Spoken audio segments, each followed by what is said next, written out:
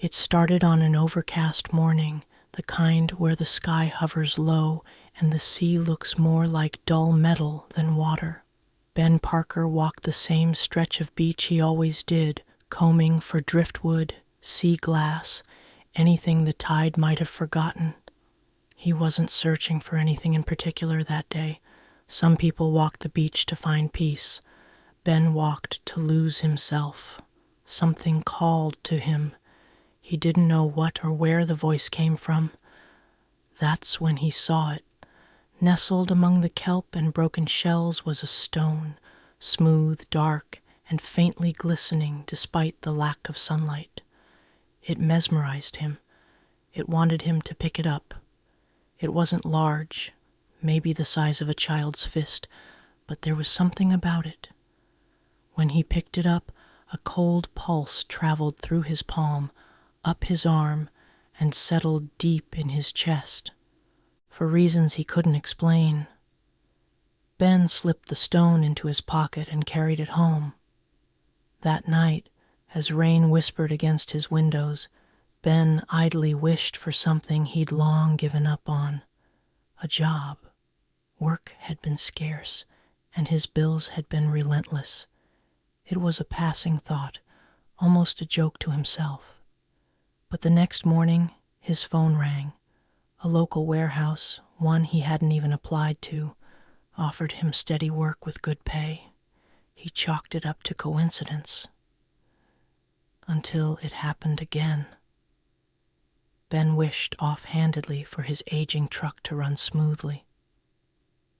The very next day, the persistent knocking under the hood stopped. The engine purred like it had just rolled out of the factory. Curious, he tried something deliberate. One night, gripping the stone in his hand, he whispered, "I wish for a new house." Within a week, a distant relative he barely remembered passed away, leaving him a small seaside cottage in her will. Ben couldn't deny it now. The stone was giving him what he wanted. The more he wished for things, the more the stone pulled him in, the more it took from him. But it took too. Slowly, subtly, little by little. At first it was small things. His favorite coffee mug shattered. His childhood photo albums went missing. The gold ring his mother had given him slipped off his finger one morning, never to be found. Ben told himself it was nothing, life simply balancing itself out. Other things started happening, things he couldn't explain. He lost time. Strange dreams took over his mind. Blackouts began and he woke up in strange places. But as the wishes grew, so did the losses.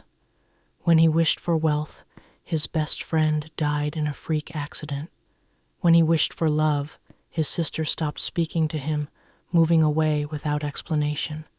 When he wished for health, his dog, his constant companion, disappeared from his yard as though he had simply evaporated.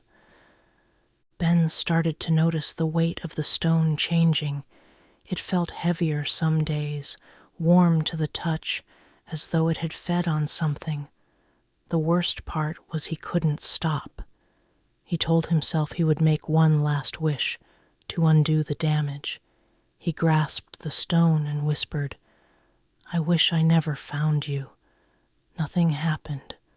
The stone grew colder, heavier, as though it mocked him. His reflection began to change. His face in the mirror looked pale, thinner, his eyes hollowed. He would wake up to find bruises along his ribs and shoulders, as if hands had gripped him in the night. One morning, he caught his own silhouette moving a moment too late. He would walk into a room and find his shadow already waiting. Neighbors stopped seeing him. Calls went unanswered. His house, once bright and freshly painted, grew dark and weathered. Packages piled up on his porch. The warehouse called but eventually gave up. Ben was still wishing. The more the stone gave, the more it hollowed him out. He told himself he could quit, that he would put the stone away. But in the quiet, in the lonely stretches between sleep and waking, he would find himself clutching it tightly, murmuring his desires. He became a ghost in his own home. Mirrors stopped reflecting him. His footprints faded moments after he stepped away. His voice, once steady, now echoed as though spoken from far away. The final wish came not from desperation, but from instinct. One night, as the waves battered the shore outside, Ben whispered, "I wish to be whole again." The stone pulsed, and for the first time it grew warm, almost comforting. But the cost had already been collected. The next morning, his house stood empty. The bed was undisturbed, the floors clean. No trace of his presence. Only the stone remained on the nightstand, cool and dark, waiting for the next hand to claim it. Sometimes when the wind shifts along that stretch of beach, locals say you can hear the faint whisper of wishes carried out to sea.